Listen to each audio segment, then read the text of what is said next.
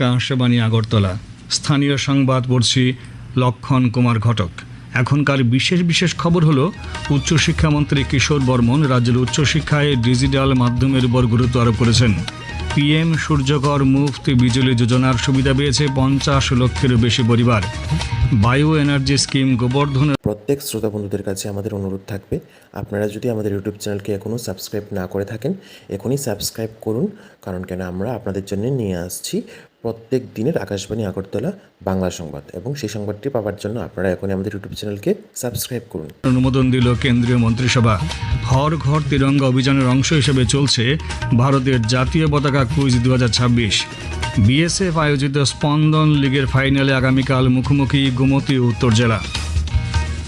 উচ্চশিক্ষামন্ত্রী কিশোর বর্মন রাজ্যের উচ্চশিক্ষা প্রতিষ্ঠানগুলিতে ডিজিটাল শিক্ষার সম্প্রসারণের উপর গুরুত্ব আরোপ করেছেন।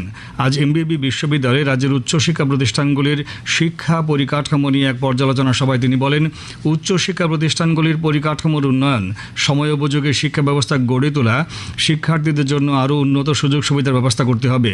পর্যালোচনা সভায় উচ্চশিক্ষামন্ত্রী কিশোর বর্মন বলেন, রাজ্য সরকার ত্রিপুরাকে শিক্ষা হাবে পরিণত করার জন্য চেষ্টা চালিয়ে যাচ্ছে। এই লক্ষ্যকে সামনে রেখে বিভিন্ন পরিকল্পনা রূপায়ণ করা হচ্ছে। মাদক বিরোধী সচেতনতা সৃষ্টিতে উচ্চশিক্ষা প্রতিষ্ঠানের ছাত্রছাত্রীদের আরও বেশি করে যুক্ত করার উপরও তিনি গুরুত্ব আরোপ করেন। উপস্থিত ছিলেন আগরতলা পুর নিগমের মেয়র দীপক মজুমদার ও উচ্চশিক্ষা দপ্তরের পদস্থ আধিকারিকগণ। জাপানের হিরোশিমা ও নাগাসাকিতে পারমাণবিক বোমা বর্ষণের 81তম বার্ষিকীতে প্রয়াতদের প্রতি আজ লোকসভায় শ্রদ্ধা নিবেদন করা হয়। লোকসভার অধ্যক্ষ ওম বিড়লা পারমাণবিক যুদ্ধের সেই ভয়াবহ বিপর্যয়কে স্মরণ করেন।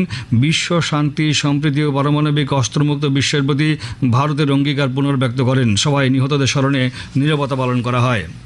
কেন্দ্রীয় নবায়নযোগ্য শক্তিমন্ত্রী প্রহ্লাদ যোশী আজ জানিয়েছেন, পিএম সূর্যকর মুফত বিজলি যোজনার সুবিধাভোগী পরিবারের সংখ্যা 50 লক্ষ ছাড়িয়ে গেছে।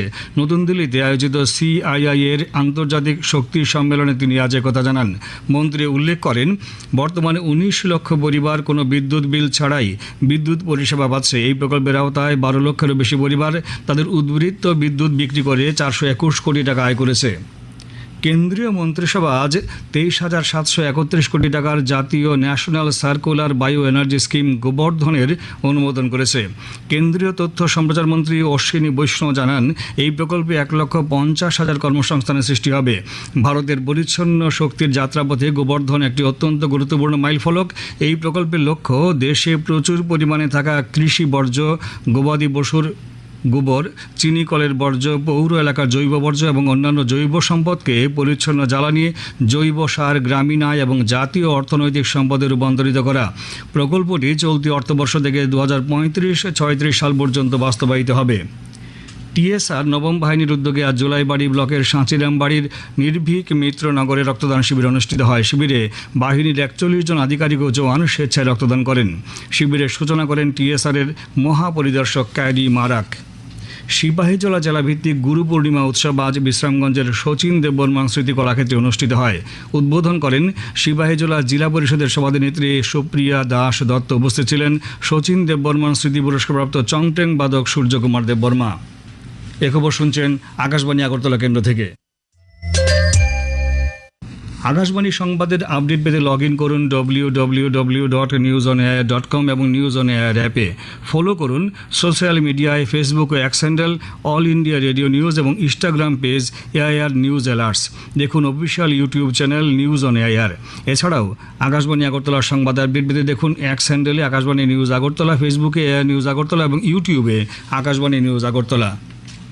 স্বাধীনতা দিবসকে সামনে রেখে হর ঘর তিরঙ্গা অভিযানের অংশ হিসেবে আয়োজিত ভারতের জাতীয় পতাকা কুইজ 2026-এ দেশ জুড়ে তরুণ তরুণীদের ব্যাপক সাড়া মিলেছে। কেন্দ্রীয় যুব বিষয়ক দপ্তর মাই ভারতের মাধ্যমে আয়োজিত এই অনলাইন কুইজে আগামী 15ই আগস্ট পর্যন্ত অংশ নেওয়া যাবে। 21 থেকে 29 বছর বয়সীরা এই প্রতিযোগিতায় অংশ নিতে পারবে। কুইজের মূল উদ্দেশ্য ভারতের জাতীয় পতাকার ইতিহাস, বিবর্তন, সাংবিধানিক গুরুত্ব এবং জাতীয় প্রতীক সম্পর্কে তরুণ প্রজন্মের মধ্যে সচেতনতা বৃদ্ধি করা। একই সঙ্গে দেশপ্রেম, দায়িত্বশীল নাগরিকত্ব এবং যুব সমাজের সক্রিয় অংশগ্রহণকে উৎসাহিত করা। 8 নম্বর জাতীয় সড়কের পাশে সাধুপাড়া এবং 108B জাতীয় সড়কের পার্শ্ববর্তী সুবল সিং বাজারের বিস্তীর্ণ অংশে অবিলম্বে সড়ক সংস্কারের জন্য সিপিআইএম পশ্চিম জেলা কমিটির পক্ষ থেকে দাবি জানানো হয়েছে। নির্মাণ সংস্থা NHIDCL এক্সিকিউটিভ অফিসারের কাছে এই দাবিতে আজ গণডেপুটেশন দেওয়া হয়। এদিকে আজ বিকেলে আগরতলায় সিপিআইএমের এক সমাবেশে বিরোধী দলনেতা জিতেন্দ্র চৌধুরী, প্রাক্তন মন্ত্রী মানিক দে, জেলা সম্পাদক রতন দাস, সদর মহকুমা সম্পাদক অমল চক্রবর্তী রাজ্যের জাতীয় সড়কের বিভিন্ন অংশের কথা উল্লেখ করে উদ্বেগ প্রকাশ করেন। জাতীয় সড়কের এই অংশগুলির দ্রুত সংস্কারের দাবি জানান তারা। খোয়াই জেলা হাসপাতালে আজ বিশ্ব মাতৃদুগ্ধ সপ্তাহ উদযাপন উপলক্ষে জেলার মা ও আশাকর্মীদের নিয়ে একটি সচেতনতামূলক শিবিরের আয়োজন করা হয়। এই শিবিরে চিকিৎসকগণ সদ্যজাত শিশুদের মাতৃদুগ্ধ পান করার বিষয়ে সঠিক নিয়মগুলো তুলে ধরেন। উপস্থিত ছিলেন খোয়াই জেলা পরিষদের সভাধিনেত্রী অপর্ণা সিংহ রায়। বিশ্ব মাতৃদুগ্ধ পান সপ্তাহ উপলক্ষে আজ দক্ষিণ জেলার উত্তর সারাসীমা আয়ুষ্মান আরোগ্য মন্দিরে এক সচেতনতামূলক সেবা অনুষ্ঠিত হয়। জেলা স্বাস্থ্য পরিবার কল্যাণ সমিতি আয়োজিত এই সভায় মাতৃদুগ্ধ পানের গুরুত্ব উপকারিতা সম্পর্কে বক্তব্য রাখেন জেলার মুখ্য স্বাস্থ্য আধিকারিক ডাক্তার জ্যোতির্ময় দাস। রাজ্যসভায় আজ ৩ নম্বর অ্যাপ্রোপ্রিয়েশন বিল ২০২৬ পাশ হয়েছে। লোকসভা আগেই বিলটি পাশ করেছিল। এই বিলে ২০২২-২৩ অর্থ বছরের ৩১শে মার্চ পর্যন্ত নির্দিষ্ট কিছু পরিষেবার জন্য বরাদ্দ অর্থের অতিরিক্ত ব্যয় মেটাতে কনসলিডেটেড ফান্ড অফ ইন্ডিয়া থেকে অর্থ বরাদ্দের বিধান রয়েছে। সরকার এই অতিরিক্ত ব্যয় মেটাতে ৫৪,০০০ কোটি টাকারও বেশি অনুমোদন চেয়েছে, যা মূলত ঋণ পরিশোধে ব্যয় করা হবে। অন্যদিকে অর্থমন্ত্রী নির্মলা সীতারমণের পেশ করা কর ও অন্যান্য আইন সংশোধন বিল ২০২৬ আজ লোকসভায় গৃহীত হয়। এই বিলটি ২০০৭ সালের payment and settlement systems act, ২০২৫ সালের আয়কর আইন এবং ২০২৬ সালের অর্থ আইন সংশোধন করার কথা উল্লেখ করেছে। সৃজনশীল অর্থনীতির জন্য একটি শীর্ষস্থানীয় আন্তর্জাতিক বাজার ব্রিক্স ওয়েবস বাজার আজ মুম্বাইয়ে শুরু হয়েছে। এতে ব্রিক্সের সদস্য ও সহযোগী ২০টি দেশের ৫০০রও বেশি প্রতিনিধি অংশ নিয়েছেন। মহারাষ্ট্রের সংস্কৃতি বিষয়ক মন্ত্রী আশিস শেলার, কেন্দ্রীয় তথ্য সম্প্রচার মন্ত্রণালয়ের সচিব চঞ্চল কুমার দুদিনের এই কর্মসূচির সূচনা করেন।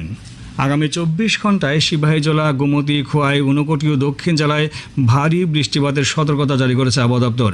আজ বিকাল ৫:৩০ পর্যন্ত সর্বোচ্চ বৃষ্টিপাত হয়েছে সিপাহীজলা জেলার সোনামুড়ায়। বৃষ্টিপাতের পরিমাণ ৫৪ মিলিমিটার। আগামীকাল দিনের সর্বোচ্চ তাপমাত্রা ৩২ ডিগ্রি সেলসিয়াস এবং সর্বনিম্ন ২৬ ডিগ্রি সেলসিয়াসের কাছাকাছি থাকতে পারে। আজ দিনের সর্বোচ্চ তাপমাত্রা ছিল ৩০.২ ডিগ্রি সেলসিয়াস এবং সর্বনিম্ন ২৬.২ ডিগ্রি সেলসিয়াস। বিএসএফ আয়োজিত স্পন্দন লিগ রাজ্যভিত্তিক ফুটবল টুর্নামেন্টের ফাইনালে উঠল উত্তর জেলা ও গোমতী জেলা।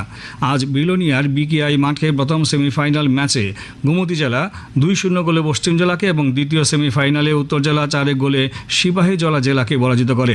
ফাইনাল ম্যাচ অনুষ্ঠিত হবে আগামীকাল। ত্রিপুরা ফুটবল অ্যাসোসিয়েশন পরিচালিত ঘরোয়া দ্বিতীয় ডিভিশন লিগ ফুটবল প্রতিযোগিতার আজকের খেলায় শরৎ সংঘ জয়লাভ করেছে। উমাকান্ত মিনি স্টেডিয়ামে বিকালে অনুষ্ঠিত খেলায় শরৎ সংঘ ২-১ গোলে মৌচাক ক্লাবকে হারিয়ে দেয়। শেষ করার আগে বিশেষ বিশেষ খবরগুলো আরেকবার পড়ছি।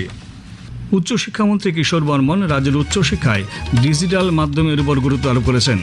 পিএম সূর্যকর মুফত বিজলি যোজনার সুবিধা পেয়েছে ৫০ লক্ষেরও বেশি পরিবার। বায়ু এনার্জি স্কিম গোবর্ধনের অনুমোদন দিল কেন্দ্রীয় মন্ত্রিসভা। হর ঘর তিরঙ্গা অভিযানের অংশ হিসেবে চলছে ভারতের জাতীয় পতাকা কুইজ ২০২৬। বিএসএফ আয়োজিত স্পন্দন লিগের ফাইনাল আগামীকাল মুখোমুখি গোমতী ও উত্তর জেলা। স্থানীয় সংবাদ আজকের মতো এখানে শেষ হলো। পরবর্তী বাংলা স্থানীয় সংবাদ প্রচারিত হবে আগামীকাল সকাল ৭টা বেজে ৩৫ মিনিটে।